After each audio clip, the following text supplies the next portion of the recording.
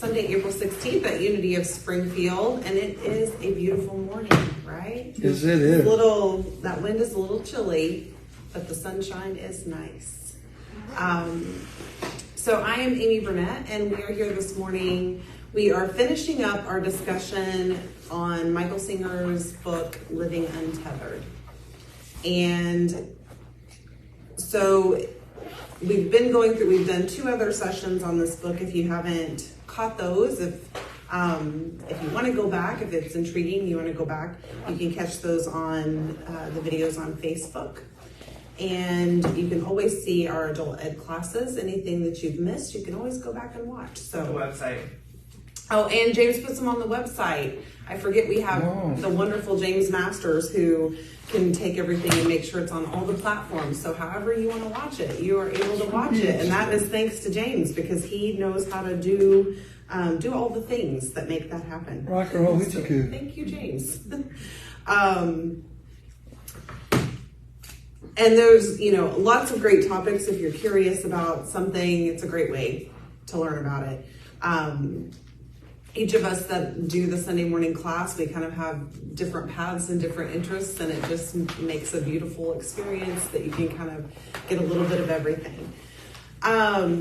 So we've been talking about, in Living Untethered, really getting to the core of recognizing that the you inside is the you that is connected to the universal, to everyone, to source, to God, to whatever, however you identify that.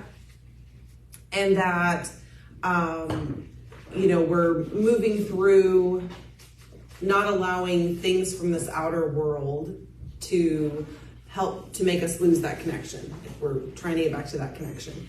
And so one of the terms that I'm going to remind us, because he uses it a lot in this book, is that samskara term. And remember, that just means those things that his example was like an old TV before they figured out how to make it not burn an image into the plasma.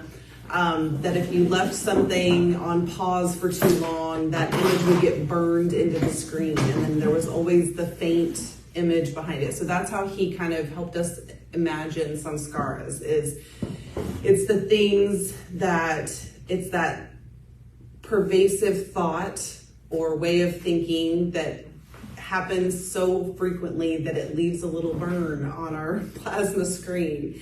And so in all of our other experiences, it's always kind of there, messing with everything else that's going on, and nothing else is quite as clear as it could be, because we've got that samskara there. And he also talks about, we've talked about, experiences as they come up, and that we have a tendency, especially if they're painful, to want to just shove them right back down and allow that blockage to stay there, instead of recognizing, oh, hey, that's a blockage and I don't want that there. So maybe I should heal it or allow it to release. So today, the last part of Living Untethered is really about that. Like, how do we let go? How do we release those things so that we're living from that pure place?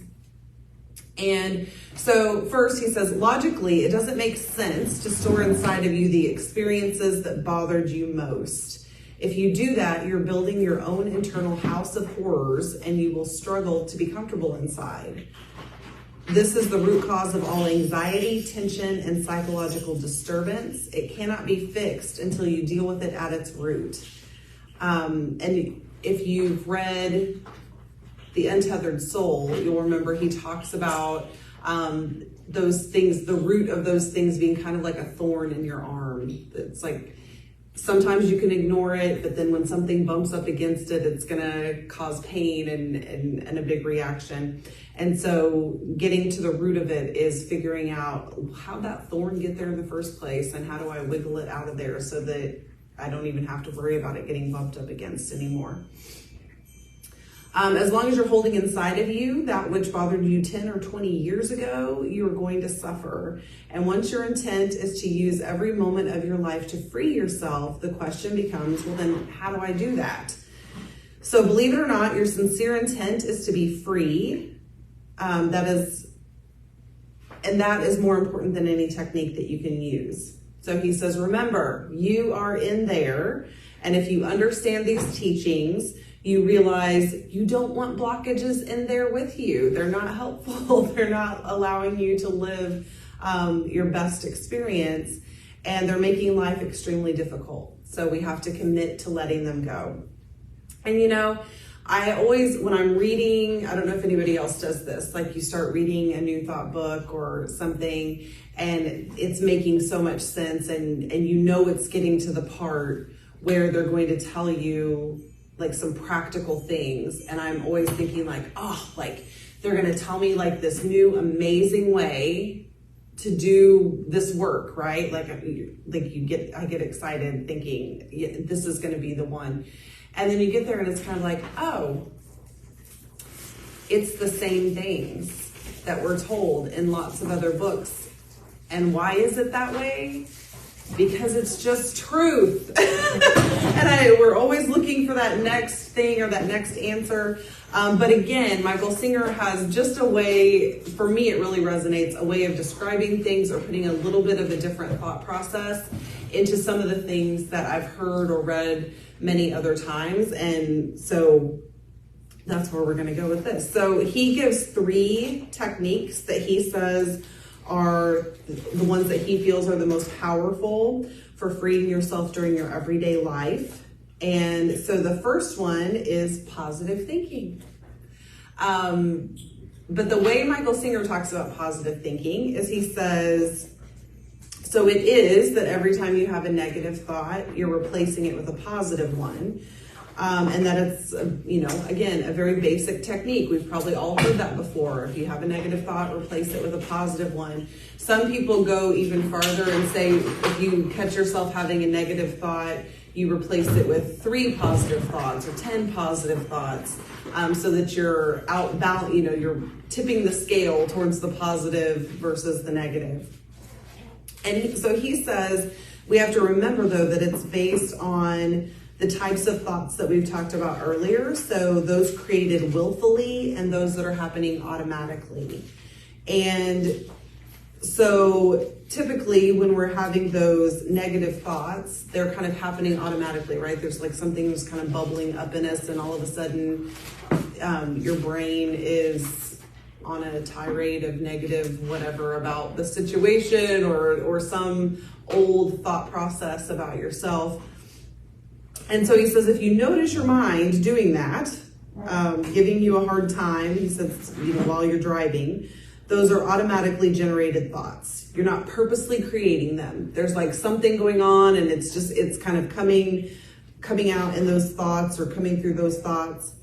So when you create the positive thought, you are willfully creating the positive thought that you're putting in the situation. And so he says, in his example, if the person in front of you is driving slower than the speed limit, you might say in your mind, it could be if the person in front of you is driving slower than the speed limit, especially if you thought you needed to get somewhere quickly. What are some of those automatic thoughts that tend to bubble up? Oh my gosh, where is this person going? What are they doing? Did they just get their driver's license yesterday? Did they not see the speed limit sign, right? Like that's, our brain kind of goes with all that. So he says, instead, like positive thoughts would be, wow, what an opportunity to relax. I can't be in a rush today because this person in front of me is not going to allow it. He says it could be, I guess it's time to watch my breath. I guess it's time to calm down. I guess it's time to learn to enjoy the experience of driving. And he says you can do that in your everyday life, and you're simply replacing that automatically generated thought with a willfully created thought. And he said the key is that you're not fighting against the negative thought. You're just replacing it with a willfully positive thought. Because the reality is, no matter what thought is happening in your brain, you are not causing that driver to speed up or slow down in front of you. right? They're doing their own thing. They're having their own experience, and they're driving in front of you. So it's not about making the situation different in the physical world. It's about making the situation different in your mind. And he says over time, if we willfully create those thoughts to replace those automatically generated ones, it's like training a muscle, and your brain will get there, find those positive thoughts more easily, and maybe there's less negative thoughts that you're even having to replace with those willfully positive thoughts. And he said the idea is just to offset or neutralize the effect of our samskaras. So we're just developing a more positive mind, which is a much nicer environment for the you that is inside of us to be living and experiencing through. And so that's the point of that. Does anyone have an experience with like trying those positive thinking techniques? Or James? Well, not that the goal is to try to force somebody else, but I do know that our thinking patterns definitely has an impact on what we experience on the road. So I was in the city with a friend and Kansas City, and they kept talking about you have to be defensive. They were driving. You have to be defensive when you're in Kansas City. Well, I lived in Kansas City for 10 years, so I'm very used to driving there. But as they were saying that, I noticed that we kept almost getting into accidents, like a lot. And I was kind of just like, wow, this is interesting. Then the following week, I was in the city, and I'm driving, and I'm just driving like normal, and it was just peaceful and nice the whole time. And it's just because I've cultivated that mindset when it comes to driving, whereas the whole idea that you need to be defensive, it's like, well, you're going to create scenarios where that's important. So I do think that our our thinking patterns has an impact on how, not that we're trying to change individuals, but it does, I know Louise Hay used to say, well, I send love to everybody on the road, so the bad drivers are out bothering somebody else. Yeah.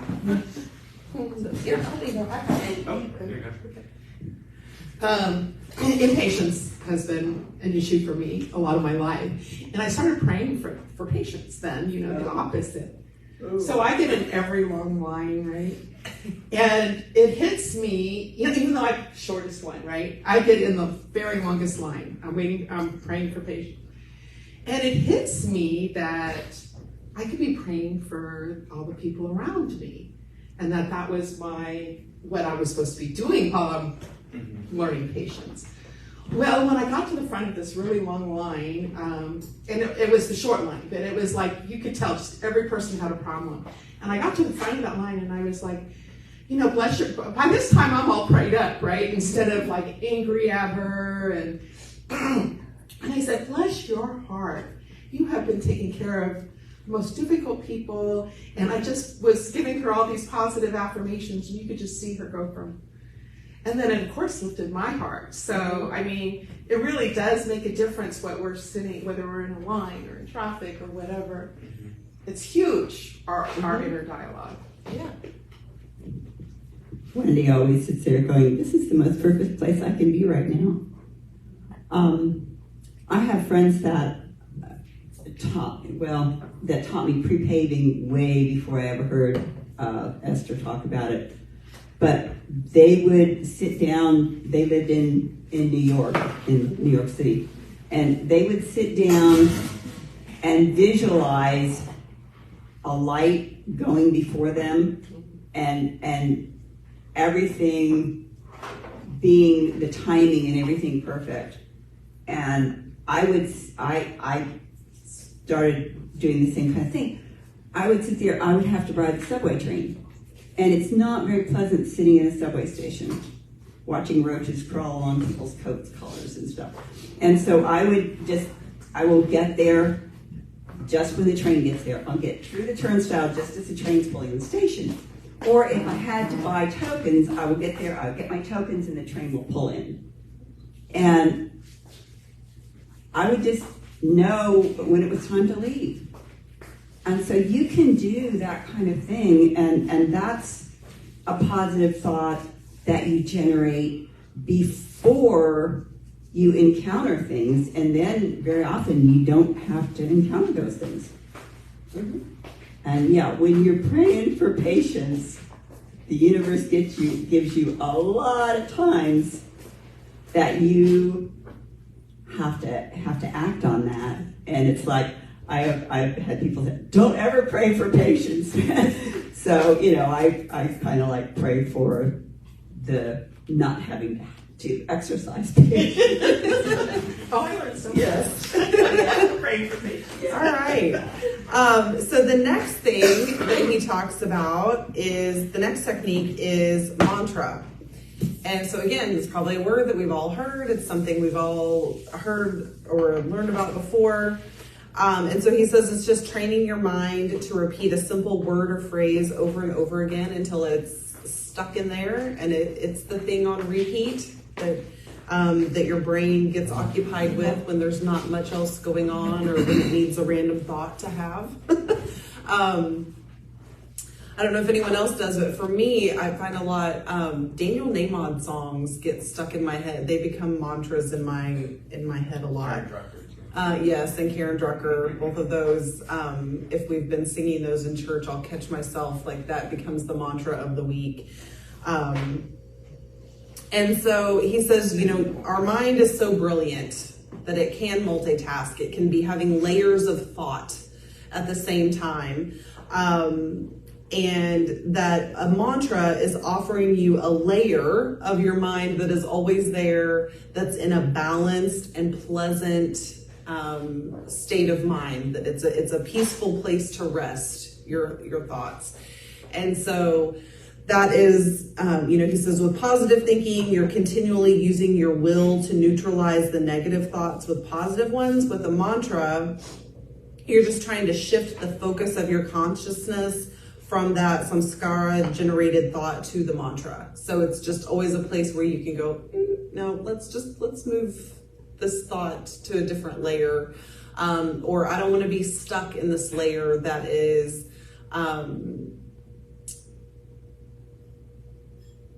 bringing up negative or painful thoughts. One of the ones, and I don't know that I don't know this is the best mantra, but one of the thoughts that I have inserted into a layer in my brain when I catch myself, I don't know, any other, like, good old fashioned, grew up people pleasing and thought you had to be perfect to be loved and all of that. And where's my peeps at?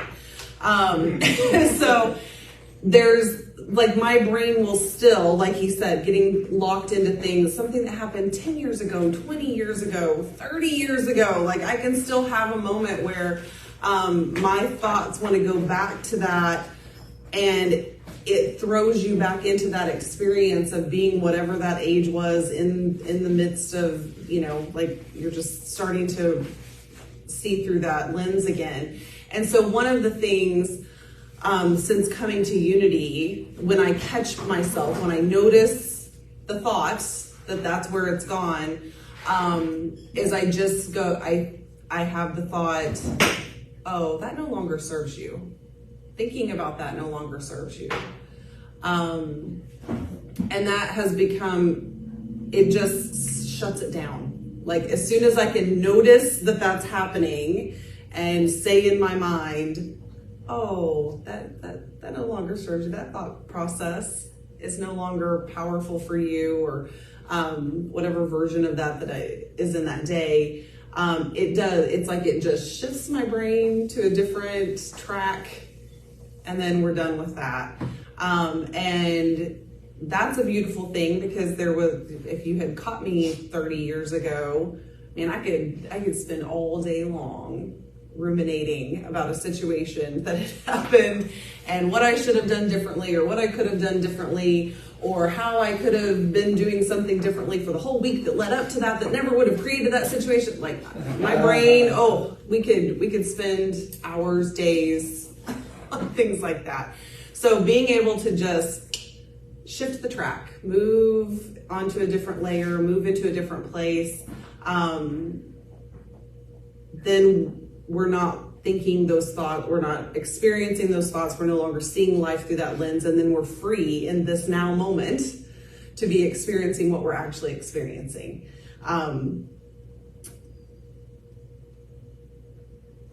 So he also says it's not difficult to install a mantra in your mind, it just takes repetition. So you just have to take the time to sit there and think it and put it into your brain and make sure that it's firmly planted on a layer of your thoughts. He says something will happen and your emotions or thoughts will start to get upset. You'll be on the verge of losing it. But that mantra can catch your attention just enough to give you a choice to go down or go up. Like, you have the choice in that moment. You can catch whatever layer you want. But if you immediately can shift your awareness of whatever the mess is in your brain and onto the mantra, your life can change completely. The mantra does not stop you from having constructive thoughts. It just sits there as a safety net to catch you if you start to fall. When you have time to actually rest back into the mantra, you can become filled with peace and well-being. So again, just a safe place for your thoughts to land. Does anyone have a mantra that they use, a similar? Well, I have several because I've been doing it for years, but and it's interesting how quickly they come up now. So like if I have a real emergency, I naturally go to out of this situation, only good will come. There's an easy solution that serves everyone involved and I am safe. And then I have, I'm adequate for all situations and I approve of myself. That one comes up a lot. I do not need to earn love. I am lovable because I exist. That comes up a lot in this building. Where I switched to that. But yeah, they are very helpful, and it's like tuning into a different frequency. So that's been my experience. Yeah, one that I came to my mind immediately was a song. Lately, songs have been just popping into my mind, songs from many, many years ago. But one of them was a song called Strawberry Letter Number 23, which came to me way back. I mean, I was in high school when this song was originally a minor hit. And it's about a guy who's got a letter from his girl, and it's a real positive letter. And it just resonated with me. So that tune, not only that tune, but also it's a little different flavor to it because there's the ecological aspect of it, but the song by U2, Beautiful Day, that chorus isn't really, it's both worshipful and hopeful at the same time. So yeah, there's a lot to these mantras. Yes, nice. So the final technique that he talks about is witness consciousness. So that's the powerful practice of relaxing and releasing. And so he says witness consciousness is simply noticing that you're noticing what your mind is doing, right? So, and I think that was, I don't know if anyone else had the experience of maybe like you kind of knew that a little bit before coming to Unity, but you didn't really have terminology to put with it to like, oh, I'm noticing what my mind is noticing, and I'm not really thinking about what I'm noticing. Like, it sounds very meta, but recognizing that those are the moments when you're noticing what you're noticing in there, that those are the moments when you are connected to that you that is connected to God, source, whatever, right? Because if you're noticing, if there's something in you that is noticing what this physical body is doing and what this physical mind is doing, well, then it must be not the same as that physical mind and body. It's in there. It's Who's the experience it. Yes, who is the watcher? Thanks, LB. Like, so that's now that we have that kind of awareness and that terminology to put with it, that's a really exciting time when you notice what you're noticing, because it's like, oh, I'm like a step closer to that connectedness that I'm seeking. And so he says you don't have to interact with the mind. You don't have to do anything. You just be the one that notices what the mind is creating and the thoughts that it's creating, and that you're aware of them. And so when you reach the state where you can observe what is going on in the mind and heart, you'll notice that you're not always comfortable with what's happening inside, right? Like sometimes that watcher is a little maybe concerned about the thoughts, the feelings. It's like, wait a minute, hang on a second, what's going on here? And he says, what is more is there's a tendency to want to willfully do something about it. That's natural. That you want to willfully do something. And he says, if you're so bent on doing something willful, relax. That is the willful action to take when the watcher starts to feel uncomfortable with the thoughts and the feelings that are going on. And so he says it's certainly not the intuitive thing to do. You're wanting to protect yourself from inner disturbance by getting rid of it. We start to struggle against it. We start to fight against it. Like, what is this? I don't want to feel this way. And then when we do that, we just feel worse because then we're just giving more energy to it. We're locked in a battle, right? And so he says you're capable of simply relaxing and not engaging with that disturbed energy. At first, it might seem impossible because you're trying to get the disturbance itself to relax. And he says, don't do that. You don't need the disturbance to relax. You need you to relax. Mm-hmm. So you who notices the disturbance is not the disturbance. You are a separate thing. It is separate things. So the you part can just relax. You don't need the disturbance to relax itself. And he says you can relax in the face of it. So you can just say, I'm just going to relax in the face of that disturbance. That 10-year-old thought that isn't serving me today. I don't need to be wrapped up in your disturbance. And so when you do that, you're providing space for the release of that samskara that's causing the disturbance. And you're giving more room for the release because you're not struggling with thoughts and emotions that they're creating.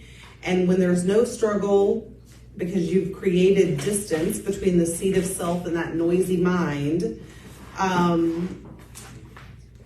then that's where things can actually have space to release, right? If you're fighting, if you've got something in there that you need to release, but every time it comes up, you get locked in a tug of war with it. Mm-hmm.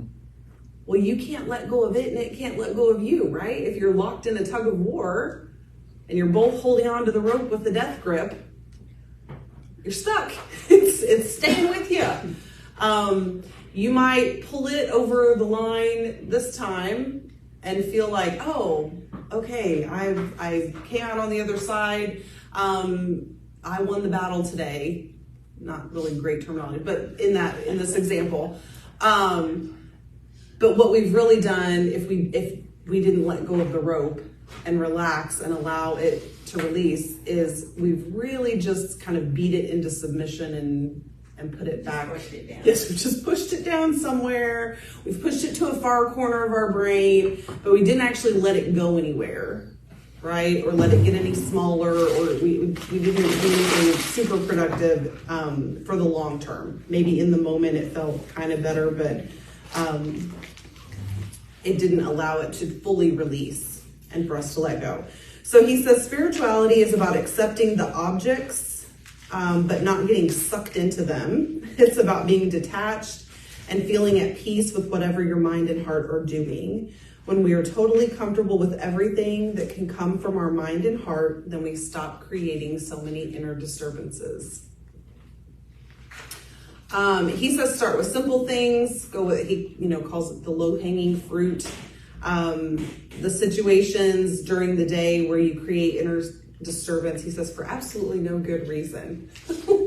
We just create. And so he says, do this with things that you that are really small, that you can work with to start practicing the letting go. And once you're able to relax and release through the relatively easy stuff, you'll find that you're better able to deal with bigger situations because you're training yourself to deal with yourself. And And so what was in one of the last classes, I've got it written down on my desk at work now, that he says you are not bothered by the situation, you are bothering yourself about the situation. And that is so powerful, right? Like, because we have that ability to choose to release anything that comes up in the moment. We just often don't. We allow ourselves to be bothered we allow ourselves to bother ourselves about things. And so he says 2 things happen when you relax and release. 1, you stop fighting with the causes that disturbed your mind and gives them room to release. 2, you're actually relaxing into the seat of self, and you're going to grow spiritually. Like, every time we do that, the only way you can relax in the face of the disturbance is to, on some level, remember that you are connected to something else. And so he says you're relaxing into that seat of self, and that you're growing spiritually every time you do that. So he said, if you can do that with the weather, if you can do it with the car in front of you, if you can do it with all the low-hanging fruit situations, then you're growing little by little every day. And before you know it, your mind is a changed environment. Yeah, I'll be. Which in another man's terminology would be you're getting to know yourself. Mm-hmm. And in the process of getting to know who you really are, you're letting go of all the who you are not. And all of those things that come up are who you are not. And so that's what that relaxing is, easing back into who you are, which is when the world changes. Yeah. And that's, he calls that seat of self, and that's a term that we're familiar with, seat of the self, seat of the soul. And it is kind of, if you think about it, you said it, however you phrased it, relaxing back. Like, if we think about it sitting on a chair, when we're getting disturbed and all of that's happening, right, we're like getting closer to the edge of the chair. We're like sitting on the edge, we're waiting for the next thing. We're not quite comfortable, we're not quite relaxed. But this is saying, like, every time you're having that experience, you're like, oh, well, maybe I don't have to be right on the edge. Maybe I can sink into it a little bit. Maybe I can get super comfy here, and we're relaxing into that seat of self. And so he reminds us, though, like, if you and this is where Unity always has that discussion about we still have we still have to take action, and we still have to be aware of this physical world that we are experiencing, unless we're going to go sit in a yoga pose in an empty room somewhere. The world is still here, like things are going on, and we can't ignore them. And so what he says is, if you lose your job and you work with letting go of your negative reaction to that, that's good. But you may still need to go out and look for a new job.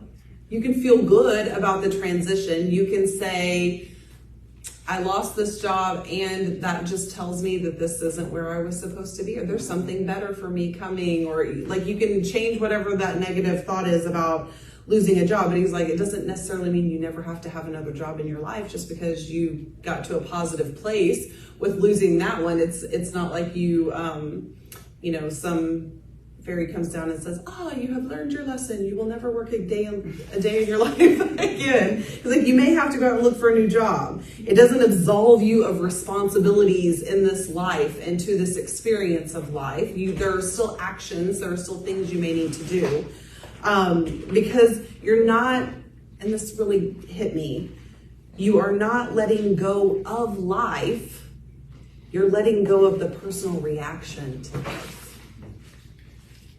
As long as we're on this physical plane, we don't want to let go of life.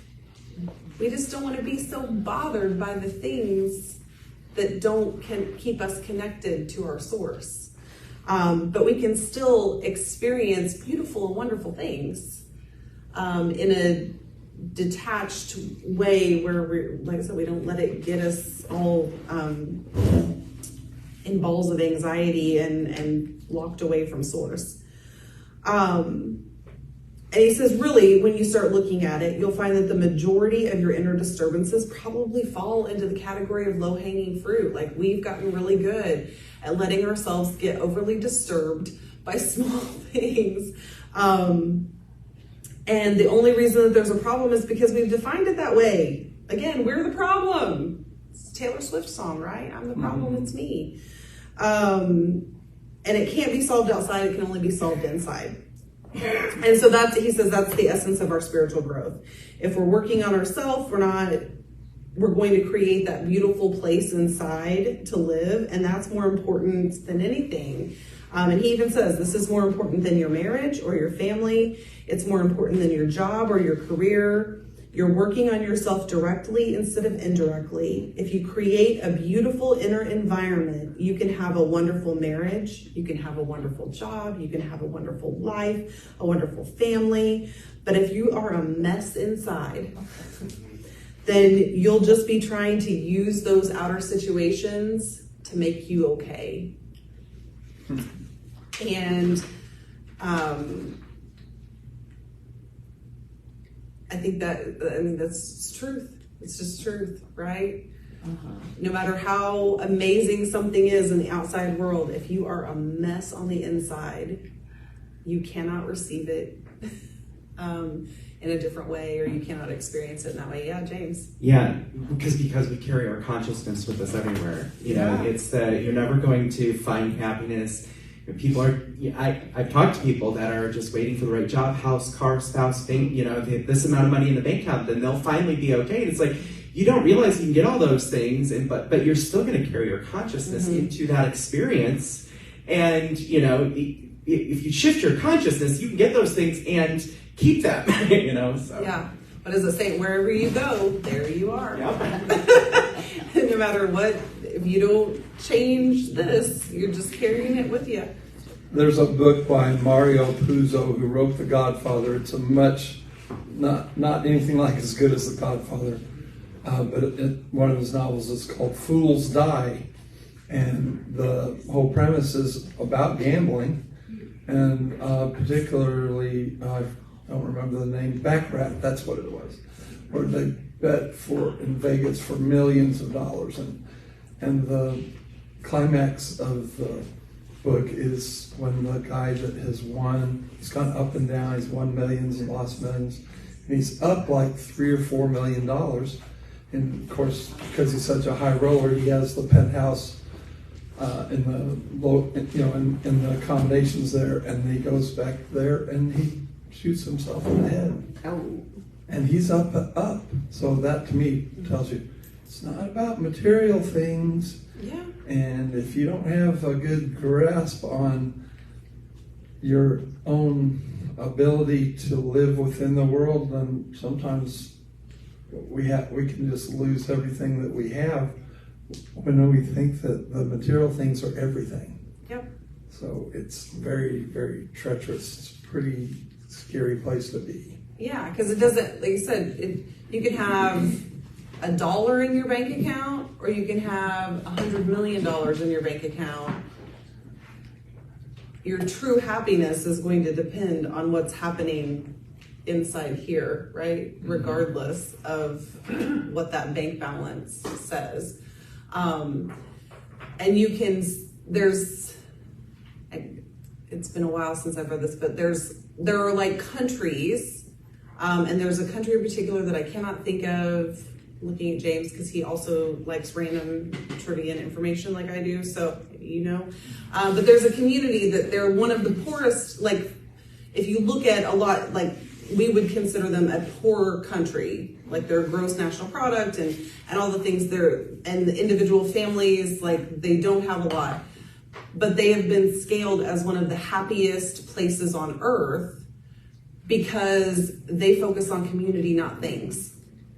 And so their happiness is derived from having their family units and their community gatherings and all the things that they do to support one another, and nobody really cares.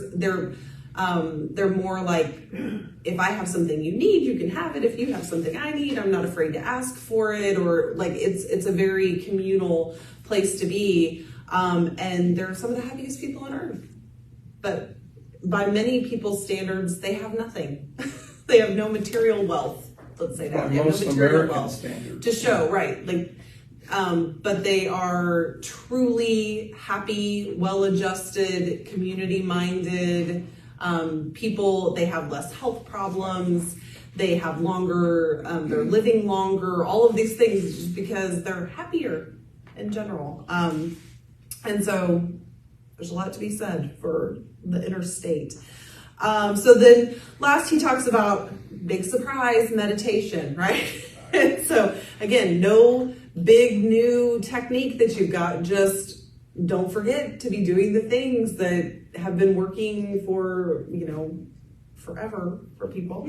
And so he says there's many forms of meditation, but the bottom line in all of them is letting go of your addiction to focusing on your thoughts. That was interesting. He talks a lot about we have an addiction to focusing on our thoughts. We're constantly looking there for what needs to happen instead of looking within for what needs to happen. Was there a comment over here? Okay. When I was watching an interview of Michael Singer, he said that meditation wasn't to clear your mind and make it blank, which is what, you hear a lot is, you're going into that state. He said it's to watch what you're thinking and let it go. And he said his wife is much better at letting go than he is. And I'm like, I can't imagine, because you just don't hold things. And that's a whole different way of looking at meditation, because when you're trying to hold your mind blank, you're actually fighting all that stuff. And so you're not relaxing back into it like he suggests. Yeah. I thought this was good because we've all, he talks about meditation and we're all familiar with some form of meditation. One of the things I thought he said was his take on when someone says, oh, I just can't meditate. I sit down, my mind won't shut up, I've got all the thoughts going on, it just keeps talking and talking, and I just can't get to that place where my mind stops talking. And he says, that's actually a pretty good state to be in, especially if you're just starting to use meditation. Because if you can say, I can't get my mind to stop, the thoughts won't stop, he said, then you have realized that you are not your mind. You are separated, like that's step one, right? And I was like, oh, that's really good for us, for people who have been doing meditation for a while or starting out, as we're having those conversations, I was like, that's a brilliant way to say oh no, you've taken the first step. That's really awesome. Because he said, if you watched your mind talk for 15 minutes straight and you noticed that it didn't shut up the whole time, that's something you're not normally noticing. Usually you're just listening to it for those 15 minutes or you're allowing it to shape whatever's happening in front of you. He said you get all involved in those thoughts and then you start creating with those thoughts. So if you took time to notice them and notice that they didn't stop, then you've taken a step into witness consciousness because you couldn't have noticed that otherwise. And I was like, oh, that's affirming and really good to tell for someone who's saying, oh, I've tried meditation. I couldn't get my mind to shut up, so it's not going to work for me. That's something we can talk about. And he says, real spiritual practice entails devoting every moment of your life to liberation. Life is our real guru. It's challenging us to either move further away from the self or come back to the self. And that life is our friend. Everything that happens in life is an opportunity to get better at freeing ourselves from ourselves. And he uses that phrase that we're dying to be reborn. And we, that's that resurrection experience, the crucifixion resurrection experience happening over and over again, right? Something has to die for something new to be reborn. And it doesn't, not a literal death, but thoughts have to die, samskaras have to die, things have to change form for something new. to be coming out of that. So he says, if you sincerely work on releasing the low-hanging fruit, and if you remain centered in the seat of self as your past is released, you will become a more conscious being. Which makes sense, right? If we're clearing out those blockages, then we become more conscious of we become more aware of our you that's inside there, and we can stay connected more easily. So he says, one thing is for certain, talking about dealing with blocked energies, one thing is for certain, we are all conscious inside. The question is, what are we conscious of? And he says, so almost everyone's aware that there are constantly changing energies within that can be overwhelming at times. And even if you don't understand the energies, to stay upright in life, people either have to push them away or release them through outer expression.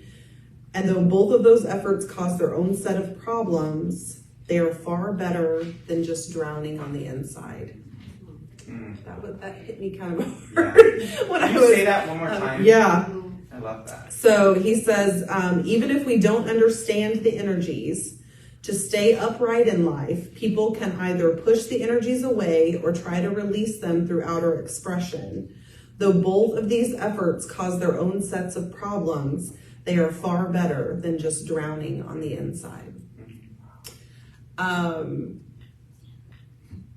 think if we're all honest, like we've had moments where we understand what drowning on the inside means, right? That part of that human experience that we all have.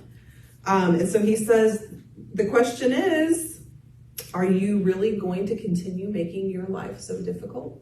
Is that what you're wanting to do? He said, in essence, you're causing yourself to be unhappy. Then you're going outside and you're demanding that the world somehow make you happy. And he said, the world can't make you happy while you're in there making yourself unhappy. It's not possible. So he says, you have to work on letting go of those root causes of suffering. And the spiritual path is really about letting go of yourself, meaning dealing with those blocked energies. Like Elvie said, letting go of what you are not to sit into what you are. And then he talks about I'm always getting better at gauging time, but sometimes there's just so much good stuff that I get a little excited about it. So he talks about the greatest way to deal with blocked energies is a transmutation of energy. And so he says, usually we do suppression, which we talked about with that, just blocks our inner energy, right? We're just shoving it down, shoving it somewhere so that we don't have to deal with it. So that's suppressing it. And unchanneled expression wastes its power. So what we really need to do is, he talks about the highest use of energy is transmutation of that energy. And that is the essence of spirituality and spiritual growth.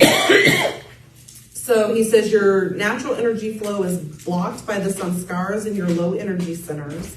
And when that energy tries to release, you're either pushing it back down or you allow it to blow off some steam externally, but it doesn't really leave you. When you do that, you're just allowing it a little bit of a release.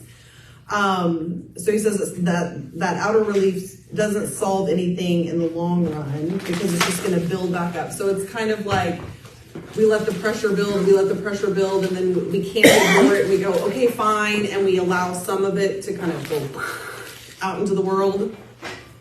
Do any of you ever have that moment where you spew something out into the world from the disturbance that you've allowed to brew inside your consciousness? Are we talking this morning? Yesterday? Yeah. Well, Friday. So, like how many you have those moments, right, where like something goes and sometimes it like explodes out and you go, what in the world was that? Because there's still some awareness like, that's not me, that's not who I am. Like, where did that come from? And then if you're very aware of it, you can trace it back like, it's because I was thinking about that thing, or I was feeling this situation. threw me into a disturbance that I haven't fully released yet, and then the next person that walked in the room, bleh, right? Or the next situation that happened. And so, but again, just because we spewed that out, we didn't really release anything or heal anything. We just took a little of the edge off. It's still there. And so that's what he's saying, is it's not good for the long run. It's just going to build back up. It's just going to create pressure again. And so he says that energy is going to attempt to release the samskara by pushing it out of the way, but the blockage is stored with pain, so it's going to come back with pain.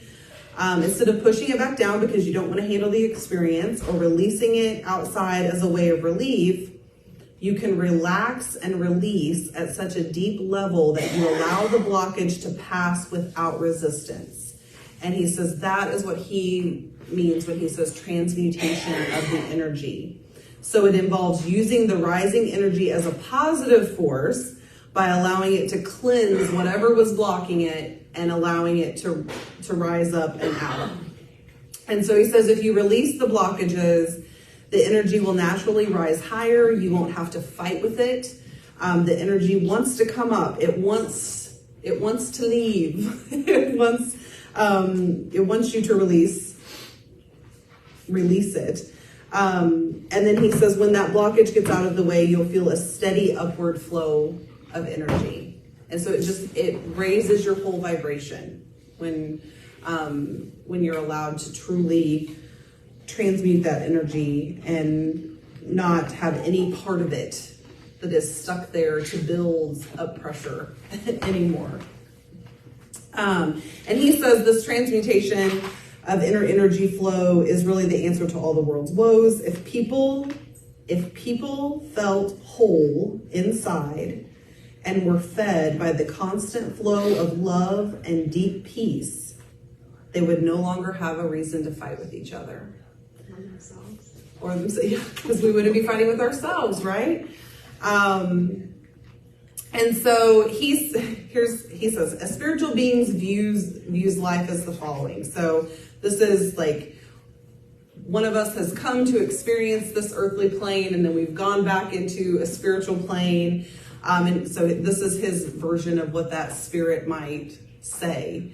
I came down to planet Earth for a short time, and these are the experiences I got to have. They were challenging, but I handled them, and I'm better because of them. And that's what he says we can all hope to get to, is as those experiences are happening, instead of suppressing and allowing that to become the foundation of our life, if we have as the foundation that I'm here on this planet for a short time and I'm having these experiences, man, some of them were really challenging, but I handled them. Maybe not always the best way the first time, but I handled them. I got through. I could appreciate them for what they were, and each time I got better because of it. Man, that's a lot different energy than, oh, life's been rough. I've had challenge after challenge. I mean, I'm a survivor, but life just keeps beating me up, right? If we're saying, oh, that's what I'm here for. I'm here to have this experience. Man, some of them were really tough.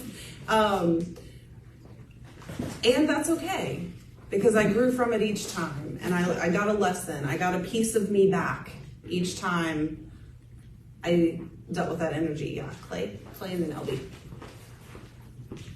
What you're saying here, what comes to mind for me is I thought of the television series Star Trek, because each time, Gene Roddenberry would put Captain Kirk, having him go through these experiences, some of which were very painful and uncomfortable, but they also were learning experiences. So it's so odd how the mind works, that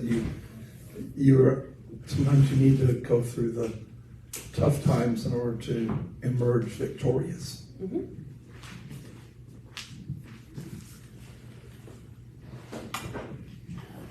You created who you are. by your experiences. You would not be who you are if you had not had all of those experiences. And so if you can look at yourself and appreciate who you are and know who you are and love yourself.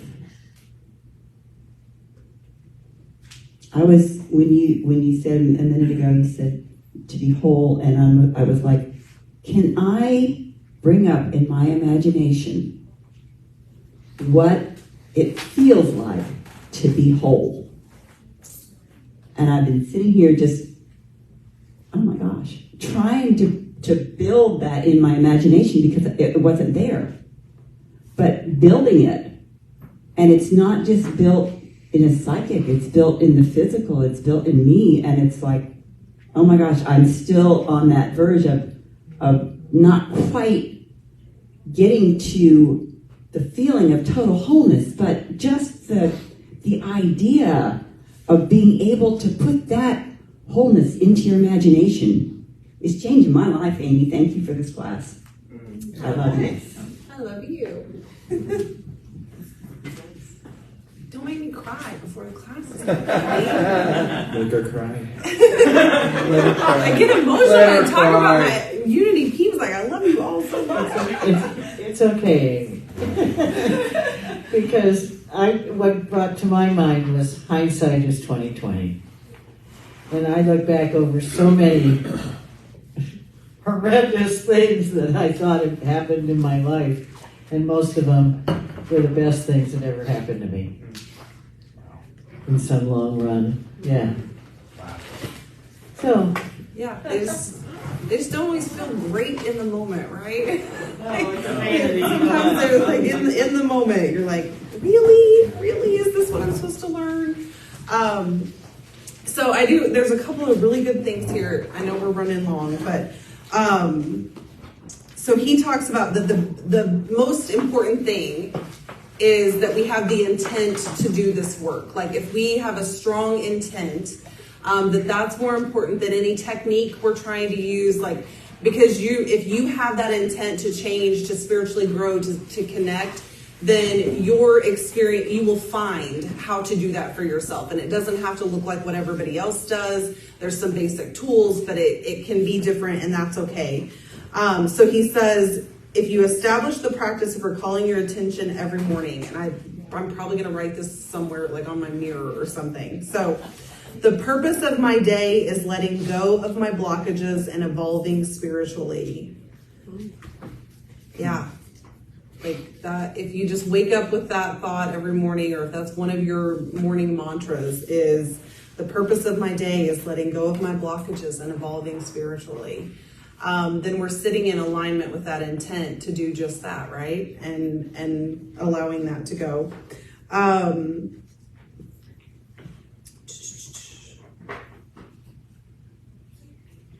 There was one other thing that I was like, that is so big. He does talk about I use that analogy of the tug of war. And so he says, if you're in the tug of war, just relax, let go of the rope.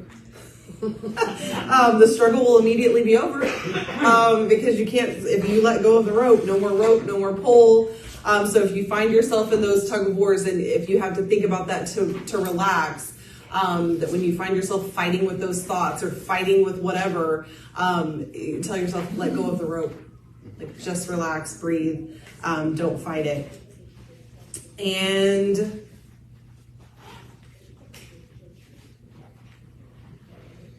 he talks about us being in the world but not of it. He says, imagine you're taking a walk and there's a piece of paper on the side of the road. You feel the disharmony and you pick it up. It's not a have to or a supposed to. You're simply an artist making the world more beautiful. Your mind doesn't say, I'll pick this one up, but I'm not picking up every single piece of litter I see today. Nor does your mind say, what idiot threw this piece of paper here? Don't they know not to litter? This is the kind of person who's ruining my world. No, you're simply a spontaneous being who is in harmony with life. You expect nothing back from your actions because they were not done for approval or recognition. You can't help but share the beautiful energy going on inside of you with the moment in front of you. The highest life you can live is when every single moment that passes before you is better off because it did. Serve the present moment with all your heart and soul, and imagine what the world would be like if every one of us was doing that. Beautiful, isn't it? It's beautiful. Highly recommend Michael Singer's work, and I know that we are doing we're doing an all church experience with the Untethered Soul this fall. So Sue has that planned for us. That'll be exciting. And I think it's going to be one of those where she's talking about it in church. We may have small groups, the youth Sunday class. Like, we're all going to be talking about the same concepts and things. Super exciting. So one of you, Bobby, are you doing announcements? All right. I'll pass that to anybody. All right, so I'm going to segue from that in announcements. And if you are searching for a place that you want to come and meditate, we're actually going to be open May 1st. We're starting from 6 a.m. to 8 a.m. And if you want any more information about that, you can go to silentsunrise.org. And we're excited. James and I are going to be here every morning, so we'd like to see your faces too. Do you enjoy searching for treasures and organizing? Volunteering for the yard sale is for you. Please join Susan Dempsey, April 17th. That's Monday through Friday, right? Monday through Thursday. Sorry. From 10 to 4 p.m. We also need volunteers for the sale for Friday and Saturday. We like to feed our volunteers, so donations of food and snacks is very much appreciated, or a monetary donation, so we can pick out our own snacks. If we feed them, they will come. So Rhythm Without Borders and Neil Lando, I believe that's how you say his name, are offering beginners and intermediate West African drum classes beginning Monday, April 17th at 7 p.m. The first 4 classes are free, so take advantage of that. Classes will be on the following Mondays at 7. New Thought World Religion class on April 23rd. Yes, that's here. Yes, I'm sorry, I'm reading just off there. Yeah, I just wanted to clarify that. Thank you. For everybody. Yes, it is here. The New Thought World Religion class on April 23rd will be by James Masters, presenting part 3 of his series on deconstruction. I reserve the right to change my mind. Deconstruction within the New Thought movement. On Tuesday, April 25th, Dee Arman and Brandy Martin are facilitating a 6-week spirit group on vegetarian cooking. Class is limited, so please see Brandy to sign up, and for all you online, please call the office during business hours. Starting May 1st, I just read that. Anyways, the Spring Passion Boutique is Friday, May 5th from 5:30 to 8 p.m. and Saturday, May 6th, 8:30 to 11 a.m. Ladies, please sort your gently used spring and summer clothing and donate what you are willing to part with for this event. The items must be clean, no tears or missing buttons. Purchases are on a love offering basis. Please stay after the service to help us flip the sanctuary and set up for the yard sale. Thank you. Yes. So I was going to say that too. So the pod, there's a lot of stuff in the pod. So we've got to get all the chairs out of the sanctuary. We got to get all the stuff from the pod into the church. The more hands make lighter work. So anybody who can stay, and if you're home watching right now and you thought, I'm just going to stay in my jammies and drink my coffee and I'm not coming to Unity. I mean, if you want to show up at about 12:05, 12:10 and help us carry stuff out of the pod, that would be great. Yes. And then just know, Planet Unity next Friday and Saturday, it is the biggest event, biggest single event that this church puts on now. And it's an all hands on deck situation. So even if you can only give a couple of hours to man a booth or do something that we need, we want our community to come and think that this is the best free admission event that they have been to in a long time. And so we will just gratefully receive any help that any of you can give. Thank you.